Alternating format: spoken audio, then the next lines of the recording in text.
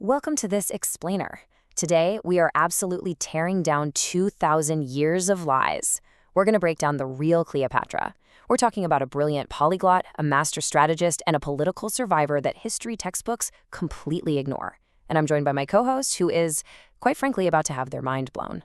I am so ready for this. I mean, we all know the story, right? The beautiful Egyptian queen, the seductress who wrapped Roman generals around her little finger and tragically died by a snake bite. Well, you might want to brace yourself, because she was an Egyptian, the snake story was probably totally fake, and Rome spent centuries erasing what she actually was, the most dangerous ruler alive. Wait, that can't be right. A fraud? Are you seriously telling me the ultimate Egyptian temptress we see in all the movies didn't actually exist?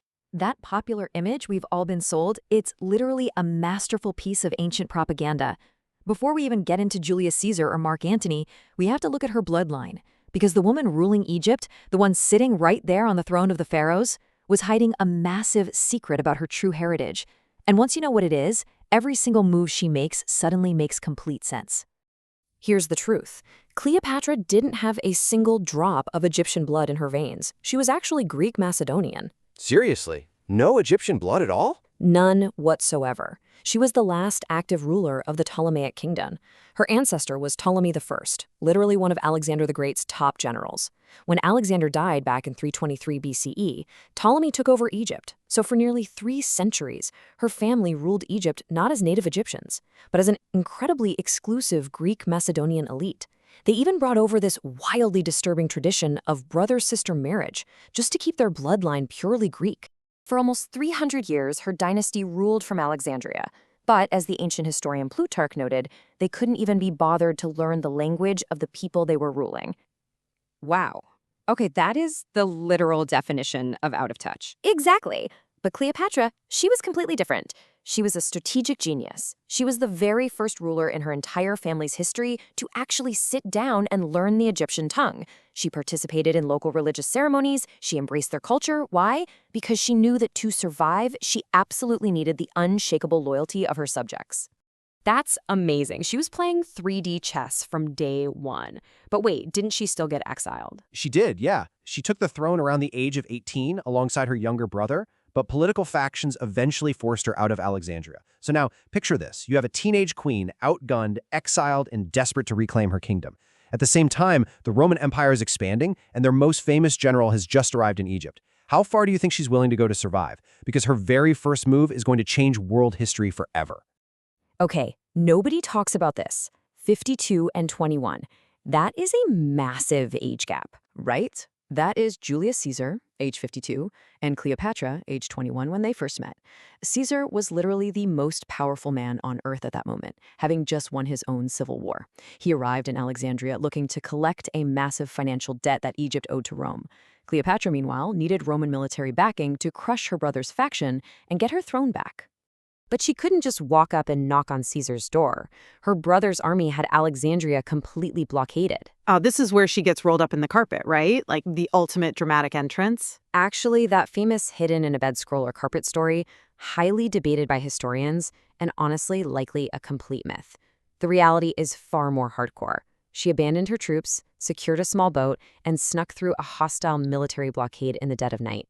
She slipped into the palace completely undetected to present herself to Caesar. It wasn't some romantic fairy tale, it was pure, ruthless political survival.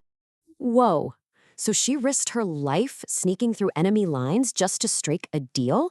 This changes everything. It wasn't just a seduction at all. Exactly. It was a highly calculated transaction. A true political alliance is about mutual resources. Caesar didn't just fall for a pretty face. He was staring down a ruler who could offer him Egypt. We're talking a giant granary that could feed the entire Roman army, plus massive financial wealth. In return, Cleopatra got Roman legions to reinstate her as the undisputed queen. They both got exactly what they needed. But here's the thing. Rome didn't fear her because she was beautiful. In fact, some ancient historians say her beauty wasn't even her most striking feature. So if it wasn't just her looks that captivated the most powerful men in the world, what was her real weapon? Prepare to feel very unaccomplished. Oh my gosh, I am utterly obsessed with this. She spoke 9 languages: Egyptian, Ethiopian, Hebrew, Arabic, Syrian, Median, Parthian, Latin, and Greek? Yep, she was insanely intelligent. We're talking about a highly educated mathematician, a philosopher, and a master negotiator. She could converse directly with diplomats from all over the known world without ever needing a translator. She was playing on an intellectual level that completely outmatched almost everyone around her. Her voice was actually described by Plutarch as being like an instrument of many strings. The crucial point here is that fiction writers and pop culture falsely valued her sexuality over her historical significance. She was a woman with spectacular capability. It's crazy how ancient propaganda just totally erased her genius intellect. They basically reduced one of the smartest rulers of the ancient world to a cheap Hollywood trope. Exactly. But her intellect is what kept her alive, because just a few years later, Julius Caesar is brutally assassinated in Rome. Oh, the tension. So Caesar is dead, she's back in Egypt with Caesar's son, Caesarion. And Rome is plunging right back into another massive civil war. She's entirely vulnerable again. Right. The Roman world is completely tearing itself apart. The Queen of Egypt desperately needs a new way to keep Rome at bay and protect her country's independence. She has to pick a side in the Roman Civil War, and she absolutely has to pick the winner. Watch how her survival strategy builds here. She takes the throne in 51 BCE, aligns with Caesar in 48, survives his assassination in 44, and then by 41 BCE, she makes her next masterful pivot. She targets Mark Antony, who is now controlling the eastern half of the Roman Republic. She invites him to a meeting and completely dazzles him with a display of unimaginable wealth. She literally sailed up the river on a gilded barge dressed as a goddess. Okay, so she does it again. Now she has two Roman generals fighting over her. And this brilliantly illustrates the divide, right? Egypt sees her as a sovereign strategist, keeping them safe, but Rome sees her as the most dangerous woman alive. Spot on. Her relationship with Mark Antony was a full political alliance and a love affair. Together, they controlled the wealthiest land in the Mediterranean and a massive, massive army. And this utterly terrified Octavian, Caesar's adopted heir back in Rome. Octavian waged this huge propaganda war against her, convincing the Roman Senate that she was an evil foreign queen trying to conquer Rome. This led straight to the Battle of Actium in 31 BCE, where Octavian's forces finally defeated Antony and Cleopatra's navy. Which brings us to the fall of Egypt. Octavian invades, Antony commits suicide, Cleopatra is captured in Alexandria. She knows Octavian plans to parade her through the streets of Rome in chains as a trophy, so she decides to take her own life. But how did the most powerful woman in the world actually die? Because the story you've been told is almost certainly a lie. I am in pure shock right now. Are you seriously telling me the famous snakebite, the Egyptian cobra, the asp, is a total myth? It is highly, highly unlikely. Modern scholars and ancient medical examiners believe it was far more likely a poisoned needle, a hairpin, or a toxic ointment. When Octavian's guards broke into her chamber and found her dead, no venomous snake was ever found. None. Just 2 tiny puncture wounds on her arm. Look at the ancient sources themselves. The historian Cassius Dio explicitly states she injected poison with a needle, or a baloney. The ancient geographer Strabo argued for a toxic ointment. And the famous 2nd century medical expert Galen, he wrote that she applied poison directly to a self-inflicted wound.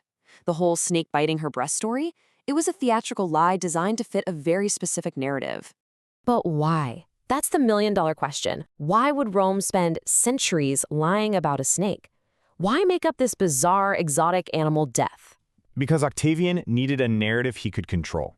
The snake was a powerful symbol of Egyptian royalty and the goddess Isis. By pushing the story that she died by an exotic serpent, it made her seem strange, foreign, and totally alien to the Roman people. It pushed us right into the greatest smear campaign in ancient history. Octavian, who would soon become Rome's first emperor, Augustus Caesar, deliberately paraded an effigy of Cleopatra through Rome with a fake snake clinging to it. He commissioned poets and historians to literally rewrite history. He created the propaganda that she was a wicked foreign seductress who magically corrupted great honorable Roman men with her feminine wiles. The historical truth? She was a brilliant Greek-Macedonian strategist who matched Rome blow for blow and almost won.